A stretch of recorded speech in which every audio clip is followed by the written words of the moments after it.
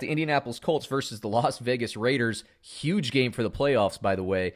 Both teams, actually the Raiders, I believe, are out at this point. They're either just out or just in. They're 7-5 though. The Raiders, sure, barely. I know. Goodness. We'll talk about that. Actually, this is the segment that we're going to talk about them. I'll get to them in a bit. The Colts at this point are 8-4, something like that. Yes, 8-4. They raised to that. So the Colts and the Titans are both tied at this point for the lead in the AFC South, depending on tiebreakers and all that stuff. Phillip Rivers, I don't like, or I don't have a great start grade on him, but I think he'll outproduce that. So I'd actually be fine starting Phillip Rivers in a super flex. Hopefully, you have a better option in one quarterback league. Jonathan Taylor, nice to see him back, and Naheem Hines. I have start grades on both of these guys this week. Let's see here. I don't like the wide receiver matchup against Las Vegas, which seems odd to me. I don't believe it. In fact, I won't believe it. I'm going to say start Michael Pittman. I know Hilton had a nice game, but I think this is Pittman's offense moving forward. For Vegas, look, you know what to do with Vegas. If Josh Jacobs is active, you start him. If he's not, so it goes. He was questionable all last week, but I wasn't shocked to see him obviously not playing in that game. What I was surprised by is that the Las Vegas Raiders, I thought they would just run with Devontae Booker, and they didn't. They went and they said, okay, Carr, let's go win it. And he did, to his credit, have two wide open wide receivers in the last 15 seconds of the game, 50 yards downfield. Missed one of them, hit Ruggs on the second try. I cannot believe those wide receivers were that open. And if you're a conspiracy theorist and you think New York Jets blew that just to get the pick, I want to explain this to you. Greg Williams, Adam Gase, they are going to be fired. They do not want to continuously lose games. They want to make $400,000, $500,000 a year as a coordinator next year because Gase is not getting a head coach job. They want to get money next year. They're not just going to say, hey, let's go 0-16. That's a good thing on a resume. I want to not make money next year. They're not going to do that. Stop it, conspiracy theorists. Greg Williams has been doing zero coverage his entire career and blowing games. Greg Williams sucks. He sucks. Hey, what? Devil's advocate. Yeah. Do you really think if they had won that game, it would have made Adam Gase's resume any less completely awful? I don't, but, what I'm saying is, I had a lot of comments yesterday telling me that, in the reaction video, the New York Jets. Do you think Woody Johnson's calling down and say, hey, Greg Williams, make sure you call the blitz there? And then, of course, they held them, the Raiders, to, turnover on downs. They're inside the red zone. They could have just given up the touchdown the series before. Look, I'm not letting you off that easy. I want to keep playing devil's advocate, right? Okay. Adam Gase, we talked about the interview last week. Did you end up going and watching that? No, I forgot. I got to do that. He doesn't look mentally stable. What if he actually believes he's going to be the coach next year?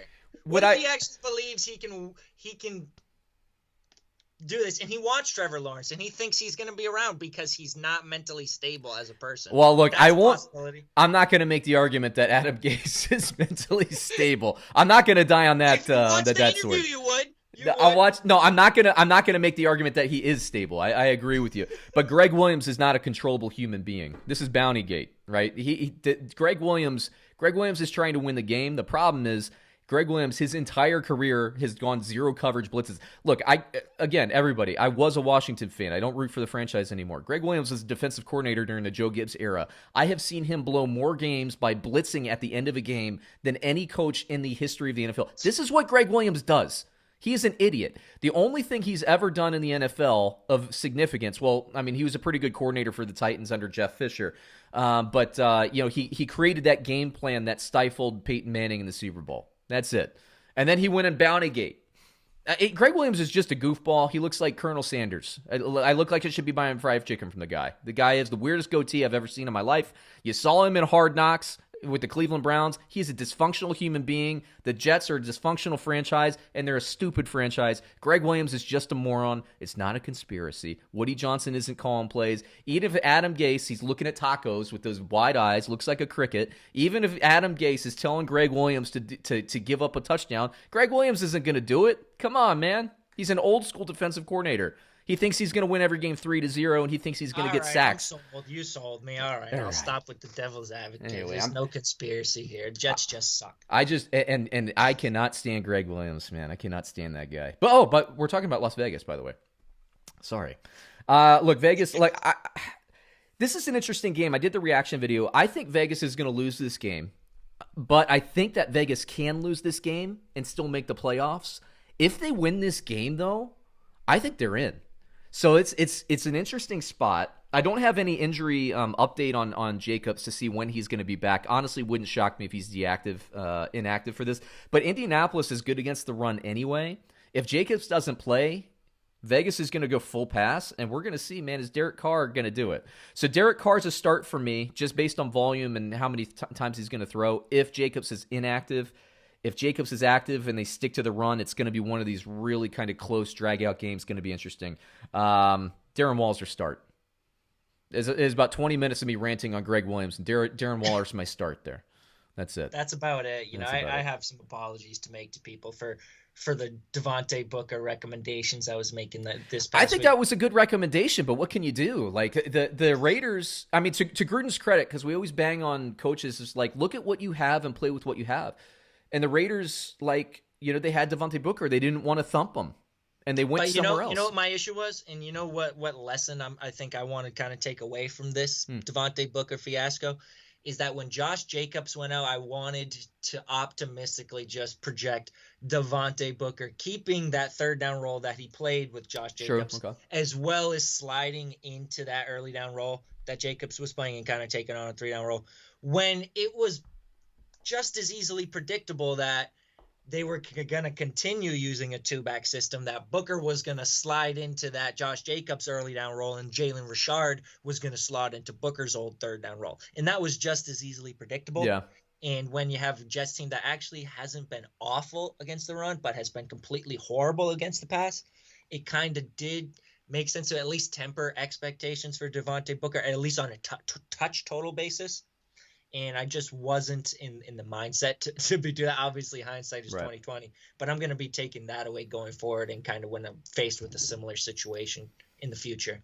Let's go to the line here. Indianapolis, Bovada has it -2.5 versus Vegas. Who do you got? I don't like touching this game at all. I guess give me Indianapolis. I guess. I agree with everything you just said. I don't like this game. I think that the Raiders haven't looked good, man. They haven't looked good in surviving. Unless they play Kansas City. Yeah, you're right. Kansas City, they'll come up and they'll hit their potential. But the optics of that Jets game. But hey, look, last year the Jets beat them 34-3 in a similar situation, and the Raiders came away from the victory. They are a better team than last year. The Colts aren't playing as well as I've been talking about for 4 weeks ago when I was really kind of high on them. I guess I'll take the Colts here. I don't feel good about it. I'm going to stay away from it. You need to give Jonathan Taylor the ball. Yes, that is for sure. I think that's the recipe there. Next game, we got the New York Jets versus the Seattle Seahawks. Fantasy football starters. The Jets, I don't like a single one outside of Jameson Crowder because they're going to be behind and they're going to pass to him.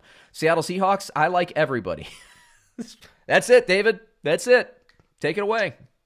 Yeah, Chris Carson could score 3 touchdowns this game. He's probably one of the starts of the week at running back, even though we talked about Jets have been somewhat decent against the run. I mean, the game script is just not going to line up for Carson to not get at least like a shot at 2 touchdowns here and get some red zone touches, unless they're just throwing bombs. But you're starting your Seahawks across the board, obviously, just like you are every week. The only thing with the Jets that I want to mention, actually 2 things about the Jets I want to mention. Number 1, Jameson Crowder is back, obviously, because Sam Darnold is back. This was pretty clear to us. The only time he fell off was when Joe Flacco was at quarterback, and he was tossing the ball downfield more to Denzel Mims and Brashad Perryman. Sam Darnold's back, and they just picked right up where they left off, and Jameson Crowder had a 2-touchdown game. I still like Denzel Mims a little bit in the Seattle matchup, just because you talk about the game script, how many fantasy points Seattle's allowing to wide receivers, and Mims has got the big play ability that Crowder really doesn't have as much. He can get targets down the field and make a big long catch that could go for a touchdown. So I like the boom potential for Mims this week. And then the last thing, Ty Johnson. Yeah. Ty Johnson. I mean, this is more of like a deep dynasty ad. Mm-hmm. I wouldn't have a whole lot of comfort slotting him into my lineup in any redraft league. But deeper leagues, I mean, if you're looking for a running back out there who got 20 touches this past week, you're just not finding them on waivers. And Ty Johnson did that. Frank Gore got hurt, and he played all right. they had Josh Adams involved a little bit, but they leaned on Ty Johnson. He had like 21 carries, I believe, for over 100 yards. So he played all right. Ty Johnson, he's definitely an add in Dynasty, so we can find out maybe if he can string some games together. I liked Ty Johnson a lot in Detroit when I saw him, but it was Detroit. They just didn't really give volume. They didn't give touches to him. He's a guy that I think if he gets an opportunity, he's going to be a long-time contributor. He's going to get an opportunity this season. I'm a believer in Ty Johnson. I'm just not a believer in the New York Jets. But let me hit you with the line here, man. Let's see. The Jets are, according to Bovada, plus 13.5 versus Seattle. Who you got? It's got to be Seattle, right? Even with the big spread. Seattle needs to get right, man. Seattle needs to get right. I think the Seattle Seahawks will force some turnovers this week. I would take the Seahawks. I put the line. I would put it right at 14. So under 14, it's good. I wouldn't bet it though. That's too much. That's too many points for me to lay down and you maybe a tease the line a little bit or something like that. But it's too many points. Next game.